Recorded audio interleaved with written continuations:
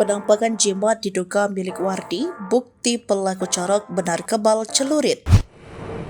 Penampakan jimat yang disebut-sebut merupakan milik salah satu pelaku corok di Pangkalan Madura, Jatim. Adapun jimat kebal tersebut kabarnya milik Wardi, adik Hasan Tanjung yang juga pelaku corok di Bangkalan yang kini telah ditangkap polisi. Hasan Tanjung dan Wardi merupakan dua pelaku corok di Bangkalan Madura yang ditetapkan sebagai tersangka. Kakak beradik itu ditangkap lantaran telah terbukti menghilangkan nyawa 4 orang saat tragedi corok di Desa Bumi Anyar, Bangkalan. Di sisi lain, meski terlibat duel corok, dari kubu pelaku tak mengalami luka sedikit, sehingga dianggap memiliki ilmu kebal. Berbeda dengan 4 korban meninggal, mereka tewas usai terlibat duel menggunakan senjata tajam jenis celurit.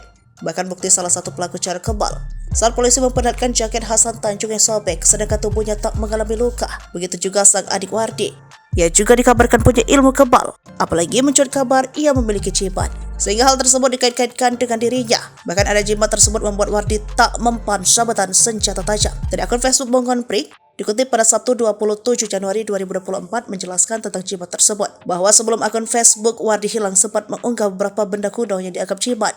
Penampakan yang disebut jimat itu menyerupai senjata tradisional yang mirip kujang lengkap selongsongnya. Jimat tersebut disimpan Wardi untuk kebutuhan sehari-hari. Selain senjata tajam yang mirip kujang, ada pula cairan yang dalam botol kecil. Nampak di selongsong atau sarung senjata yang diunggah tersebut terdapat tulisan Arab pada bagian luarnya. Hanya saja di wawancara polisi usai keduanya ditangkap, sang kakak mengaku hanya pernah berlatih silat di Kalimantan.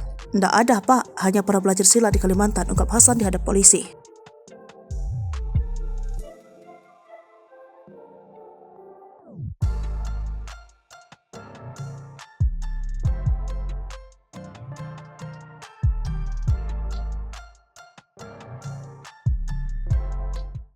Download Tribun X sekarang, menghadirkan lokal menjadi Indonesia.